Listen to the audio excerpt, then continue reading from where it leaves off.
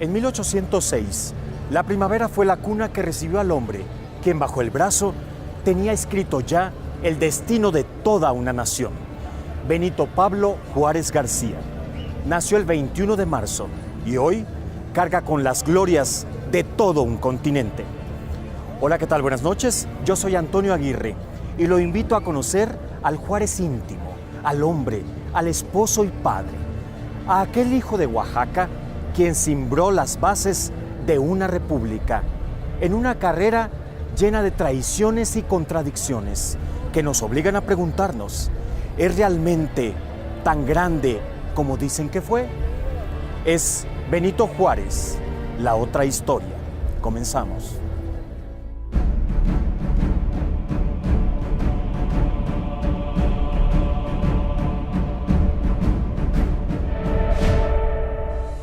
Benito Juárez es un individuo del siglo XIX, nace durante el proceso inmediatamente anterior a la Guerra de Independencia y eso lo hace distinto a gente mucho mayor que él, que son los que nacen a finales de, dijimos, en el último cuarto del siglo XVIII y que les toca todavía la bonanza colonial.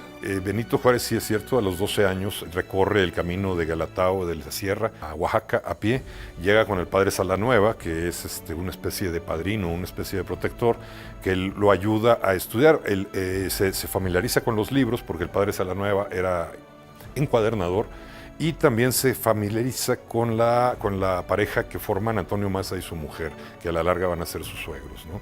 Estudia primero en el seminario, que era donde quería el sacerdote que lo protegía que estudiara, y se da cuenta de que no tiene verdadera vocación justo cuando abren el Instituto de Ciencias y Artes de Oaxaca, que es un instituto mucho más liberal, de profesiones liberales. Se cambia para allá y estudia Derecho. Se gradúa de abogado y empieza a hacer inmediatamente prácticas.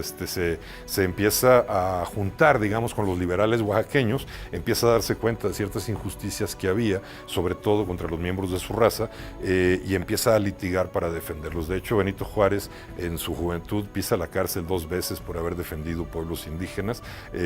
Obviamente en este caso no cometió ningún delito, pero en ese momento pues, las autoridades eran conservadoras y creo, si no me equivoco, estaba en el poder Antonio López de Santana. No era un hombre arrogante ni petulante, era un hombre de una sencillez acrisolada, ¿no? Y lo demostró pues, en todos los momentos de su vida, ¿no? Yo por eso creo que esta humildad y este talento es algo muy significativo, porque no debemos perder de vista nunca que cuando él llega a Oaxaca, tiene 12 años de edad y solamente hablaba zapoteca a los 12 años y llegó a ser el mejor presidente que ha tenido México en su historia. Todo el mundo sabemos la historia que nos venden en los libros de primaria, ¿no? Que parece una novela de superación personal o parece una hagiografía, la vida de un santo, ¿no? El indito que a los 11 años todavía no hablaba español, hablaba zapoteco y de repente decide abandonar su comunidad. Margarita Maza, la cómplice, la fiel compañera, la mujer incondicional de Benito.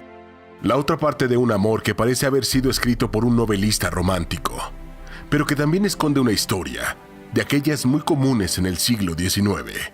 Cuando él tiene 20 años de edad, él ve que llega a la casa en Oaxaca el señor Maza, que era su patrón. Él trabajaba prácticamente ahí de mocito, de mozo, ¿no? Y ve que entra con una carriola, el señor Maza. En esa carriola iba Margarita, que la adopta el señor Maza, ¿no? Margarita Maza no es hija del señor Maza. Entonces, bueno, hay que ver cómo, pues él no voy a decir que se enamoró cuando la vio en la cuna, ¿no?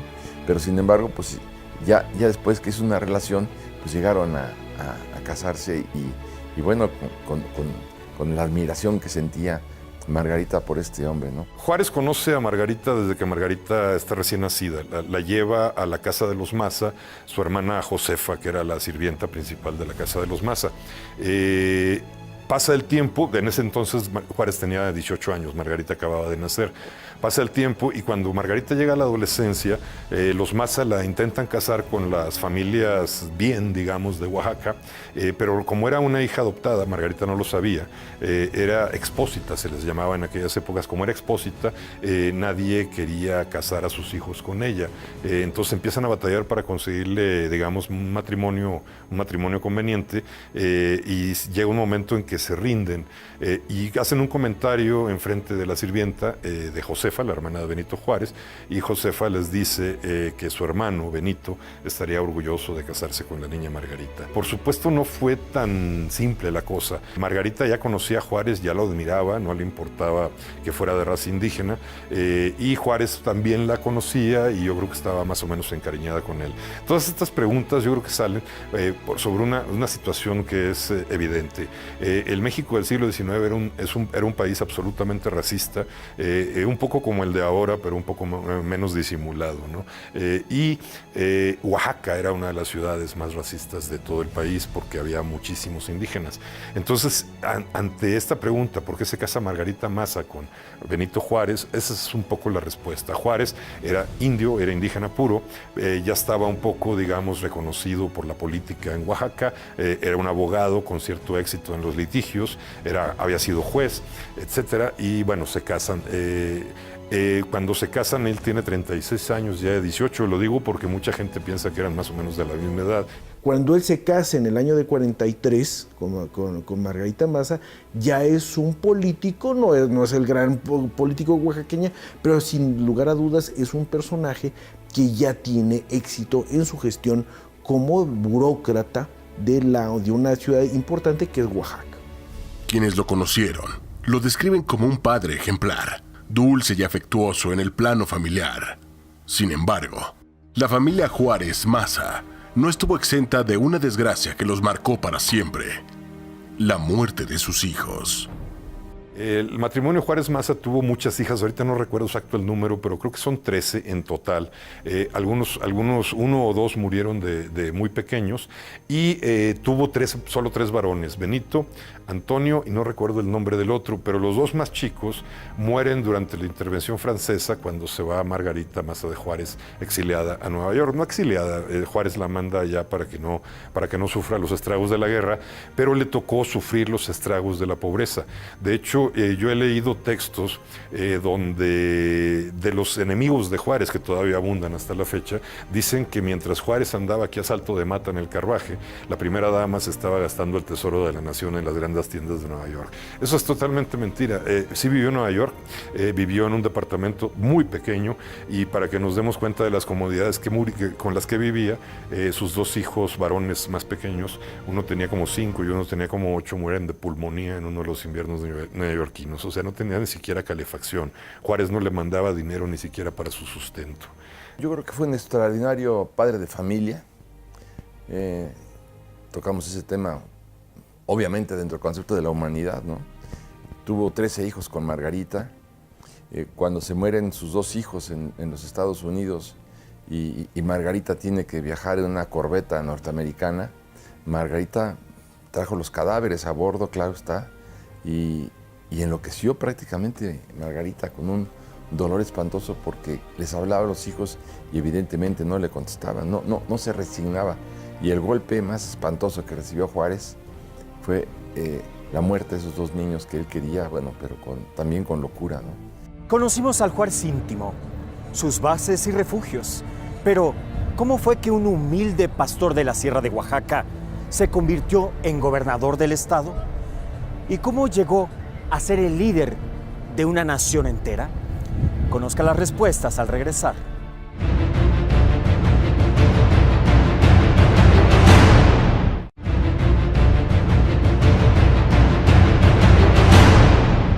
Nadie hubiera imaginado que un pastor huérfano pasara de cuidar un rebaño a velar por los intereses políticos y sociales de un estado y después de un país. Pero Juárez logró romper con los esquemas y con los paradigmas de una sociedad conservadora y además racista, logrando lo que pocos: ganarse un lugar en la historia de México. No perdamos de vista que él, antes que nada, estudia en el seminario.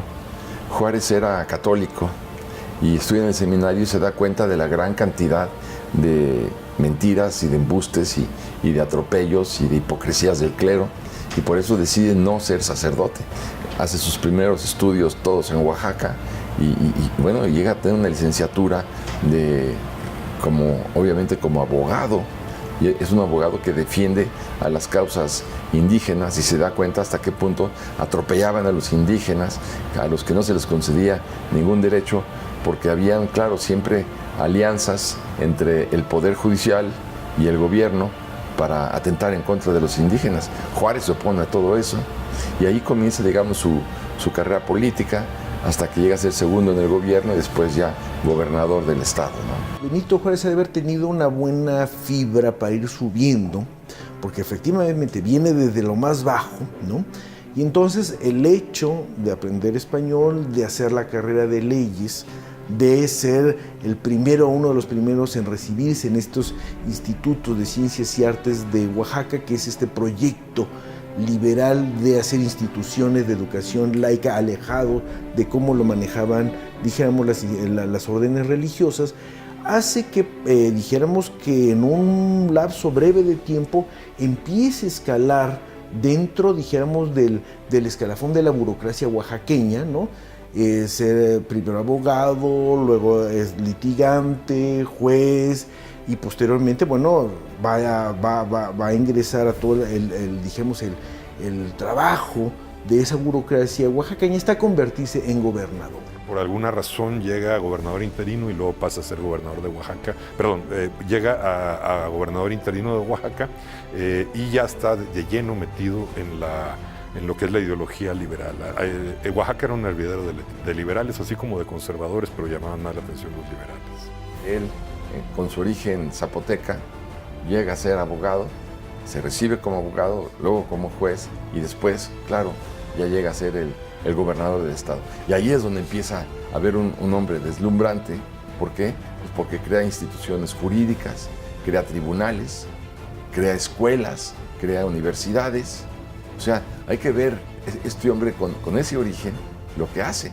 Porque bueno, si podemos compararlo con Santana o con el mismo Porfirio Díaz, ¿no? Santana, ¿qué le iba a importar la educación? Al poder se llega casi siempre de rodillas. Solo los que llegan de pie tienen un derecho natural sobre él. Frase que encaja a la perfección con el arribo de Benito Juárez a la presidencia de la República. Juárez, dijéramos, va a ser gobernador de Oaxaca. Le prohíbe la entrada a Santana cuando él está en plena retirada en el año de 48. Santana vuelve al poder en el año de 53, lo busca, lo manda a tomar preso, ¿no? Y entonces no solamente lo toman preso, sino luego se tiene que exiliar en Nueva Orleans, ¿no? ¿Por qué estoy diciendo esos datos? Porque vamos a ver cómo Juárez transita de la esfera local de Oaxaca a una esfera nacional, a identificarse con el proyecto liberal encabezado por Melchor Ocampo. Comonfort quiere quedar bien con los liberales y quiere quedar bien con los conservadores y con el clero. Y entonces jura el 1 de diciembre de 1857, jura aplicar la Constitución de los Estados Unidos mexicanos. Y el 15 de diciembre, o sea, 2 semanas después, Comonfort se arrepiente y dice, siempre no voy a aplicar la Constitución. El presidente Comonfort le ofrece la Secretaría de Gobernación por ser uno de los principales liberales del país.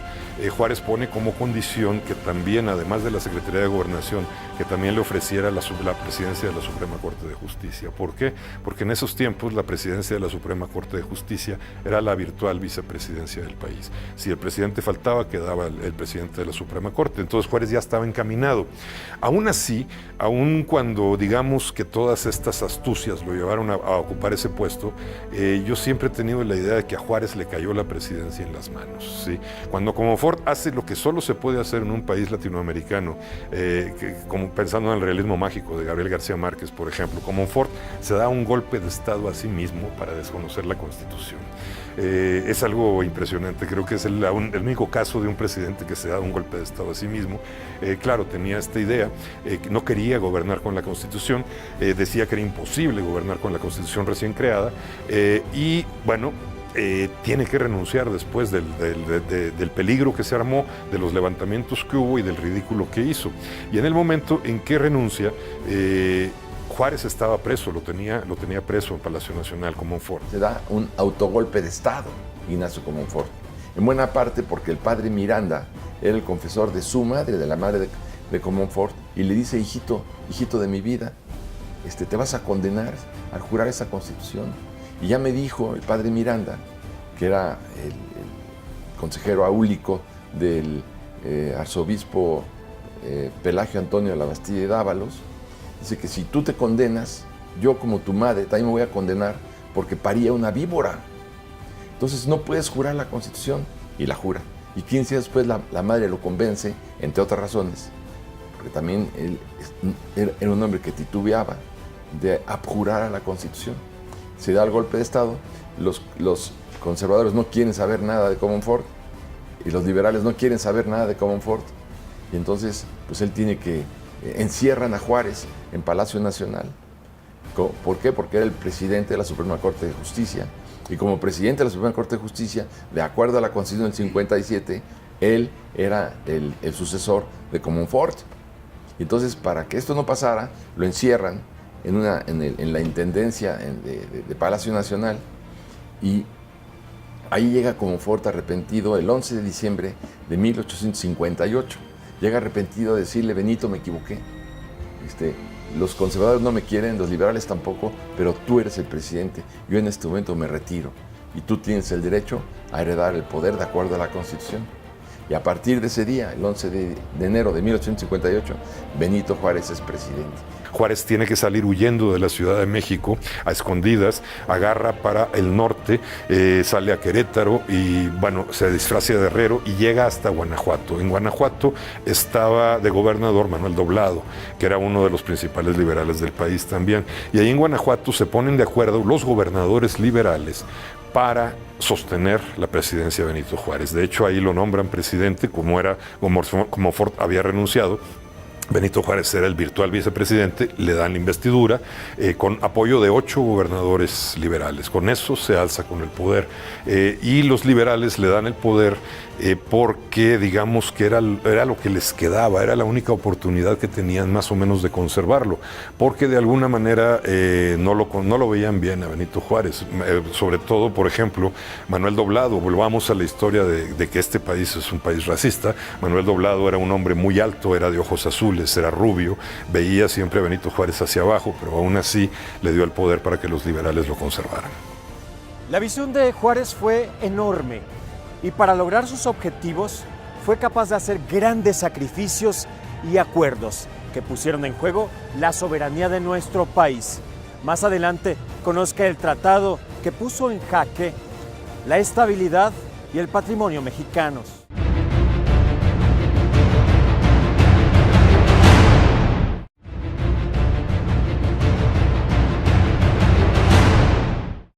Uno de los legados más grandes que se le atribuyen al presidente Juárez fue la separación de la Iglesia y el Estado, que derivados de una guerra pusieron en juego la victoria juarista. Sin embargo, una estrategia poco conocida es que Benito Juárez casi entrega la soberanía mexicana, poniendo en entredicho la gloria del héroe. Una de las cosas muy notables es que él toma, por ejemplo, la defensa de un par de pueblos, de comunidades indígenas que empiezan a manifestarse en contra de los cobros excesivos que les hacen los sacerdotes por todas las funciones religiosas. O sea, ¿cuáles son las funciones religiosas? Pues las misas de difunto, de matrimonio, de bautizo, etc. Y entonces había por ley civil, ellos tenían que cumplir con esas obligaciones de los impuestos. Entonces tenían que dar el diezmo, tenían que dar una serie de dineros que si no los, digamos que si debían esa cantidad de dinero, empezaban a no solamente a carecer de esas funciones religiosas, sino que inclusive en el caso de Juárez va a llegar a la cárcel por la defensa de esos pueblos de indios. Entonces no es solamente un conocimiento literario acerca de esta sociedad donde por un lado están, digamos, los intereses del clero católico y por el otro lado estas comunidades de indios bastante desprotegidas. La gente piensa que la guerra de reforma estalla por la promulgación de las leyes de reforma, y no es cierto. La guerra de reforma estalla porque el clero consideraba que la Constitución 57 iba en contra de sus intereses. Ya habían derogado la Constitución de 1824, el clero, y habían derrocado el gobierno de Valentín Gómez Farías. O sea que no perdamos de vista que el clero, por eso lo decía yo, es el peor enemigo que ha tenido México en su historia. Ahí está clarísimo. La del 57, tampoco estuvieron de acuerdo con la del 57 y detonan la guerra de reforma. Con todo y la Constitución del 57 era de alguna manera conservadora en ese sentido, porque establecía que la única religión que podía tener el Estado mexicano y México era la católica. Y prácticamente era una legislación inocua, no lastimaba los intereses clericales. Y a pesar de eso, se levantan en armas en contra de la Constitución 57.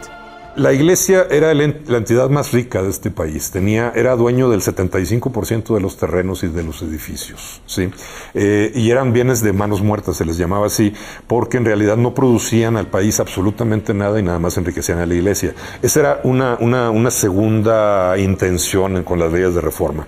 Quitarle a la Iglesia esos manos de esos bienes de manos muertas para que se vendieran y el dinero empezara a circular creando capitales en este país. También se logró, pero no como lo esperaban. A la hora de que se recuperaron, a la hora que se hizo el arqueo de todo lo que se le había quitado a la Iglesia en los bienes de manos muertas, resulta que la mayoría se había gastado en la guerra, tanto por conservadores como por liberales. Los conservadores pedían préstamos a la Iglesia y la Iglesia se los daba. Como perdieron la guerra, jamás los devolvieron. Los liberales pedían préstamos, no se los daba la Iglesia, entonces se expropiaban, ¿sí? Y se gastaba el dinero en la guerra también. Entonces finalmente no hubo circulante, no hubo capital, no hubo nada, pero sí se quitó digamos, la influencia de la Iglesia en el Estado. La educación se convirtió en laica, se creó el registro civil, se crearon los panteones civiles. ¿Por qué se promulgan las leyes de reforma? Se promulgan en junio y julio de 1859, cuando ya la guerra de reforma llevaba 1 año y medio de haber estallado y Juárez estaba en Veracruz. ¿Cuál fue la puntilla que creó nada menos que Melchor Ocampo junto con Juárez a través de las leyes de reforma? Fue un golpe maestro a los intereses clericales, porque estas leyes decían que no, a partir de la nacionalización de todos los bienes del clero, monasterios, bancos, juzgados, porque los bancos se llamaban juzgados de capellanías y obras pías, y lo que se cobraban eran intereses piadosos. Todo lo tenían camuflado. Juárez expropia todo. Costear una guerra es sin duda uno de los gastos más grandes que puede tener un país. Juárez, al verse quebrado, planteó medidas desesperadas para seguir contando con el financiamiento de los Estados Unidos. Pero, ¿a cambio de qué? ¿De empeñar el territorio? ¿Una guerra civil es un motivo suficiente para poner en juego la tierra mexicana?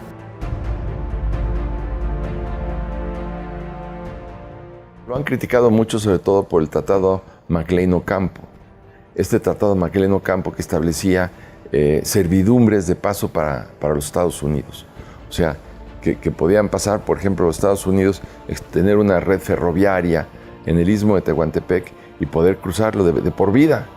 Entonces, pero también había pues otra serie de líneas ferrocarrileras en el proyecto del Tratado McLean-Ocampo, pues que era una verdadera servidumbre y que de haberse realizado le hubiera complicado las cosas a México. Pero por el otro lado, era un ingreso de varios millones de dólares para México, y Juárez siempre sostuvo, como buen abogado que era, no hay obligaciones eternas, no existen las obligaciones eternas. Entonces dijo, ahora lo que yo necesito es ganar tiempo, necesito dinero. Y bueno, hay que tomar en cuenta que los conservadores de Miramón firman un tratado oprobioso, que era el Tratado Mon-Almonte, que era empeñar verdaderamente las finanzas mexicanas. La respuesta es el Tratado Maclean Ocampo. O sea, cada quien echa mano de lo que puede en esa terrible coyuntura en donde México no debía caer otra vez en manos del clero. Y por ello es que él suscribe ese tratado, que finalmente el Congreso de los Estados Unidos no lo aprueba, no aprueba el tratado.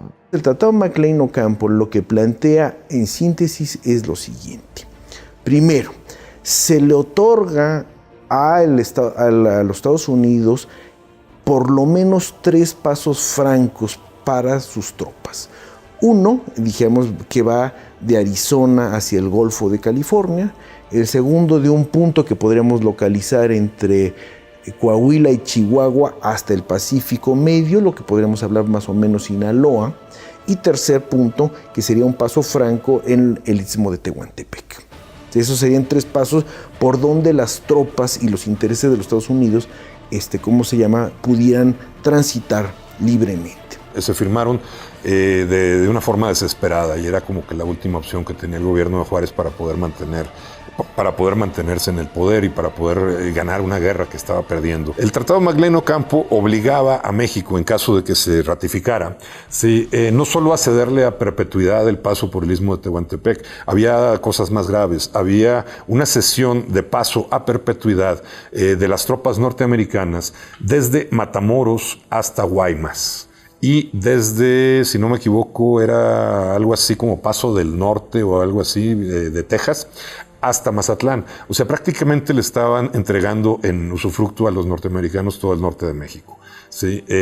Pero había una cláusula que puso Benito Juárez, y yo creo que no la puso inocentemente, yo creo que la puso con todo el colmillo que ya para entonces se le estaba haciendo como político. La cláusula más importante del tratado era esta: en el futuro, en caso de guerra de México con otro país, Estados Unidos se veía obligado a fuerza, sin ninguna opción, a apoyar a México, a mandar tropas en su defensa, ¿sí? Y viceversa. Si Estados Unidos tenía guerra, digamos, con los canadienses, México también tenía que mandar tropas para ayudar a los gringos en su defensa. Eso, obviamente, era un artículo del tratado que era completamente disparejo. Ahí toda la ganancia iba a ser para México y probablemente fue una de las razones por las cuales el Senado norteamericano decidió no aprobar el tratado.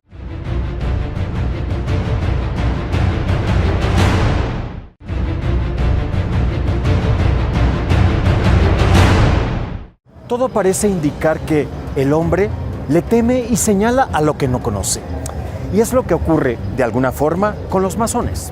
Una realidad del siglo XIX es que la masonería era una especie de modus operandi dentro de la política mexicana.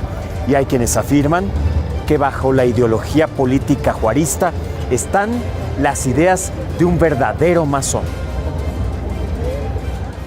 En todos los movimientos libertarios, de política y de organización administrativa y de gobierno, ahí estaban presentes los masones.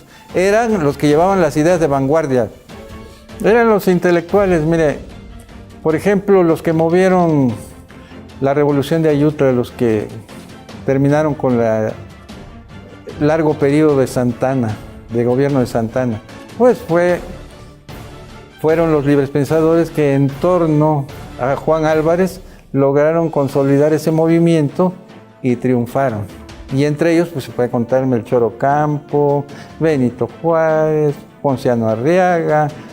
Todos ellos eran gente ilustrada que había ido a escuelas de nivel superior y algunos hasta habían salido a estudiar al extranjero. Entonces traían toda la información necesaria y eso les permitía proponer cambios en el sistema que nos estaba gobernando. En ese entonces ya se habían formado 2 grupos importantes que representaban la política. Los que querían los privilegios de antaño y los liberales que querían la transformación. Hay una vinculación estrecha entre la masonería y la masonería y la política mexicana. ¿Por qué? porque cuando se crean las logias, digamos, en los años de la independencia de México, se crea la logia escocesa y la logia yorquina. Entonces, bueno, sí, aquí ya se crean en dos trincheras.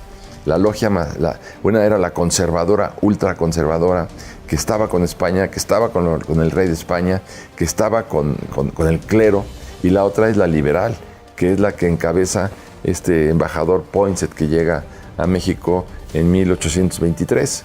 Entonces tenemos que sí, a partir de la instalación de las logias, se fueron a los primeros, digamos, entre comillas, partidos políticos.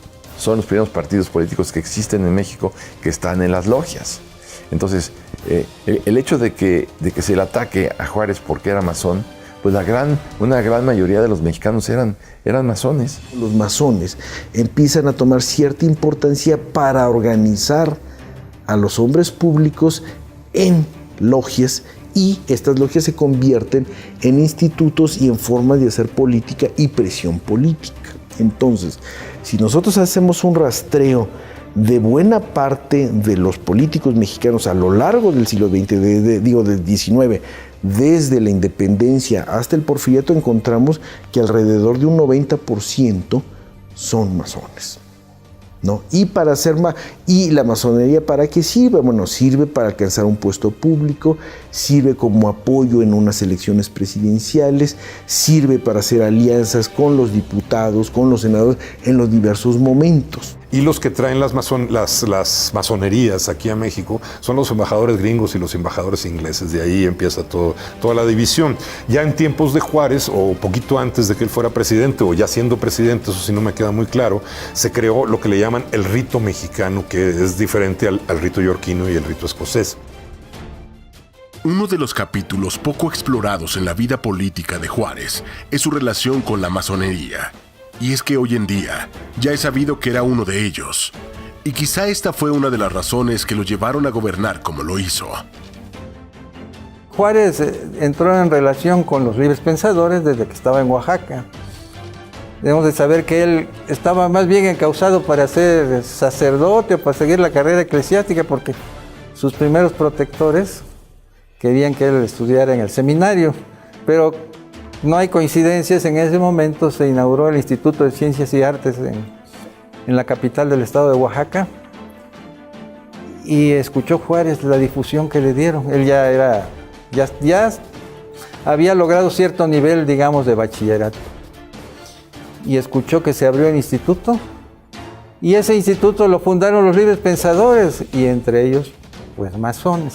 Ahí es donde él empezó su carrera de libre pensador, de abogado desde luego, y como vieron que él tenía ideas así también de avanzada, en virtud de las lecturas que había tenido, pues lo mejor fue enlazarse con los que ya estaban aquí gobernando en México. Y en una de esos cargos políticos que ocupó Benito Juárez, como diputado federal, lo iniciaron en la masonería. Sí, claro, había una iniciación, y la iniciación era más o menos solemne, ¿no? La de Benito Juárez se hizo aquí, adentro del Palacio Nacional, cuando era diputado. Ahí estaba la Cámara de Representantes, o como se diga, la Asamblea Legislativa, estaba dentro del Palacio Nacional. Ahí se hizo la iniciación de Juárez, y el que lo inició fue Valentín Gómez Farías. Todos eran masones. Aquí solo habría que ver de qué logia eran. Estaban los yorquinos y estaban los escoceses. Era muy sencillo. Los yorquinos eran los liberales y los escoceses eran los conservadores. Los yorquinos eran los que querían una república federal, y los escoceses eran los que querían una república centralista. Y en el rito mexicano se supone que Juárez llegó al grado más alto, que era el 9, que era el equivalente al 33 de los otros masones. Pero la gran mayoría de los liberales mexicanos del siglo XIX, que es la mejor generación que ha existido en la historia de México, sí, la mayoría eran masones, pero tenían ese concepto de la pertenencia a una fraternidad, a un respeto, a una solidaridad, a una unión política. Hoy en día, la masonería sigue siendo un tema poco explorado en México. Sin embargo, una de las enseñanzas más grandes en su concepto de justicia y libertad. ¿Cuánto influye la masonería en él? Fue una situación de coincidencia, porque si algo promueve La institución masónica es que el hombre se desarrolle en plena libertad, que se le dé capacidad a su creatividad, que tenga la posibilidad de generar nuevos mecanismos, instituciones en donde la sociedad pueda desenvolverse y los grupos tengan una mayor armonía social.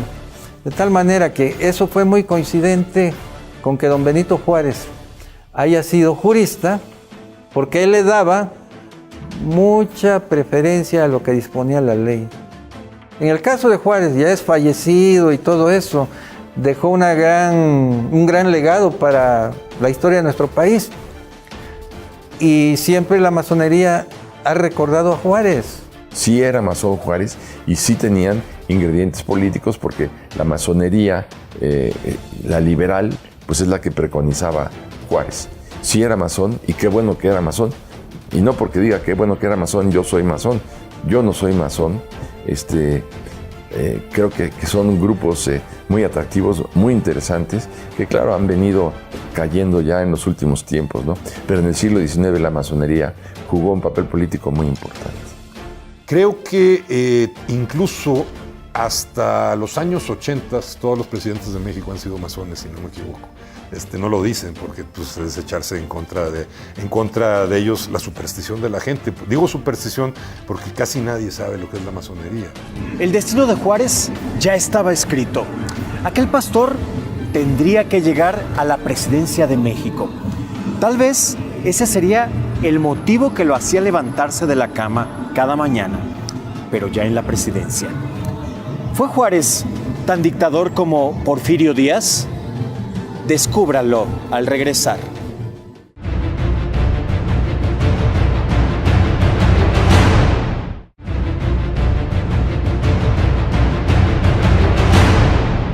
Dicen que cuando se llega al poder sin estar preparado, el tirano se asoma a la superficie. ¿Sería este el caso de Benito Juárez? Y es que, ¿qué tiene la silla presidencial que cuando llegan a ella ya no la quieren dejar? Si Juárez no hubiera muerto, todavía viviría. ¿Sí? Lo que se puede interpretar, si Juárez no hubiera muerto, seguiría en la presidencia, por supuesto. Juárez estaba aferrado con uñas y dientes a la presidencia, eso sí. Juárez entra en enero de 58, de acuerdo a la Constitución, como presidente interino. Primero. Entonces es 58, 59, 60, la Guerra de Reforma. Cuando termina la Guerra de Reforma, él convoca a elecciones, se pone como candidato y es electo por primera vez presidente constitucional. Estamos hablando del año de 61. El periodo es de 61 a 65. En 65, en plena intervención francesa, se va a dar una discusión de si, terminado el periodo en 65, entra el presidente de la Suprema Corte de Justicia, que en este caso es Jesús González Ortega, o qué sucede. Y entonces va a haber una maniobra por ahí, donde el Congreso le había dado facultades extraordinarias para enfrentar a los franceses. El general González Ortega, que era el presidente de la Suprema Corte de Justicia y era uno de los militares más importantes del país, le exige a Juárez la presidencia porque dice ya se acabó su periodo y le toca a él quedarse con la presidencia. El problema fue que González Ortega cometió un error garrafal. Exige la presidencia un año antes, se equivoca de fecha. Sí, entonces, como exige la presidencia un año antes, Juárez y su gabinete tienen tiempo de reaccionar con bastante comodidad, que era Sebastián Lerdo de Tejada, José María Iglesias y Guillermo Prieto en ese momento, los principales miembros del gabinete. Le dicen a González Ortega que regrese en un año por la presidencia a Chihuahua, estaban en Chihuahua en ese momento. González Ortega dice que sí, que va a regresar en un año y se va a Estados Unidos, según él, a juntar fondos para la guerra contra los franceses. Y en ese momento, Lerdo de Tejada, que era el secretario de Gobernación, expide un decreto presidencial donde dice que los generales en activo que abandonen su puesto de trabajo sin permiso del gobierno federal quedan fuera de la ley. Entonces declaran fuera de la ley a González Ortega. González Ortega fue borrado de esa manera de la historia de México por un plumazo de Benito Juárez. Es algo curioso porque González Ortega fue el principal general de los liberales durante la Reforma, fue el que ganó la guerra de Reforma y ahorita a la fecha nadie se acuerda de él. La intervención se acaba en el año de 67 y como en 61, en 67, convoca elecciones y ahí tenemos la primera reelección. De la primera reelección constitucional es en 67. El punto es muy pertinente y yo creo que es de las partes más cuestionadas de Juárez. Cuando dicen que se quedó 14 años en el poder, bueno, yo creo que lo que tenemos que hacer es pensar que es del año 58 al año 72. ¿Qué pasó del año 58 al año 1872? Bueno, pues estalló la Guerra de Reforma que duró 3 años. Entonces, acaba en 1861 la Guerra de Reforma. Y al año siguiente, en 1862, pues todos nos acordamos que se dio la famosa Batalla de Puebla, en donde el general Zaragoza le ganó a los franceses. ¿Qué quiero decir con esto? Que después vino la invasión francesa y vino la instalación del Segundo Imperio Mexicano con Maximiliano. El primer imperio fue el de Iturbide. Entonces, fueron 3 años de la Guerra de Reforma y después fueron 5 años de imposición de los franceses en México. Entonces, en esos 8 años, sí, efectivamente, sí, yo creo que no se podían llevar a cabo las elecciones como hubiera sido deseable. Su primera reelección fue en el 61, en 1861, si no me equivoco. Acababa de ganar la Guerra de Reforma, ¿sí? El país estaba hecho pedazos, se convocan elecciones y ahí hay un dato curioso. Benito Juárez gana las elecciones, pero su rival más cercano fue Miguel Lerdo de Tejada. Miguel Lerdo de Tejada se queda con más o menos la mitad de los votos que tenía Benito Juárez y lo curioso del caso es que Miguel Lerdo de Tejada llevaba 3 meses muerto. Pero en las elecciones de 1871, el fraude electoral fue totalmente evidente, ¿sí? El gobierno controlaba las urnas, controlaba las elecciones. Claro, no se trataba de voto directo como ahora, sino era como en Estados Unidos, que son electores según los estados, ¿no? Pero hay una carta de Juárez que le escribe a su compadre, que era su secretario o su ministro de guerra, Ignacio Mejía, si mal no recuerdo, donde le dice, si al pueblo no le interesa la democracia, la tenemos que hacer nosotros. Eso no significaba que había que promover la democracia, significaba que teníamos que llenar las urnas, ¿no? En realidad, el fraude electoral del 71 fue garrafal y uno de los perdedores fue precisamente el general Porfirio Díaz, que era en ese momento el hombre más popular del país y que probablemente no hubiera ganado, pero hubiera estado muy cerca del triunfo. Juárez, a lo mejor también Juárez hubiera ganado sin el fraude, pero se quiso asegurar y eso lo convierte en un precursor de todas las prácticas electorales del siglo XX y lo que va del XXI en México. En la última elección sí dijeron y sí se establece que fue truculenta, que fue un fraude electoral. Y sí, pues yo sí creo que se tiene razón en el argumento. Ese creo que es el gran escollo de Benito Juárez. Pero claro, él también alegaba que necesitaba consolidarse en el poder, en lo que era la restauración de la República, después de que él, afortunadamente para todos los mexicanos, manda fusilar a Maximiliano en el Cerro de las Campanas. Cometió crímenes. Uno de los levantamientos que tuvo en su contra, cuando aplacaron el levantamiento que fue en la Ciudadela, la orden de Juárez fue muy simple: mátalos a todos, y los mataron a todos. Claro, a él no se lo recuerdan como mátalos en caliente a Porfirio Díaz, porque es Benito Juárez, no es Porfirio Díaz. Creo que era un hombre lleno de contradicciones, un hombre que no hubiera soltado las riendas del poder si no se muere.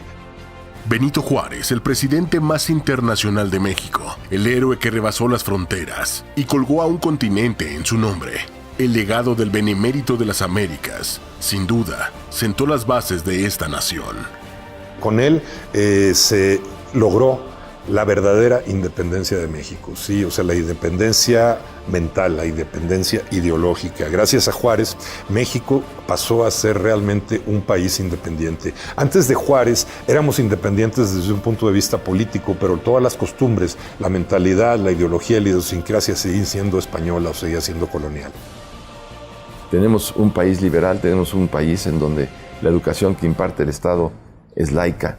Tenemos un país libre, tenemos un país en donde los instrumentos de la producción no están en poder del clero, sino están divididos, por más que esté concentrada la riqueza en este momento, pero eso ya es otro problema.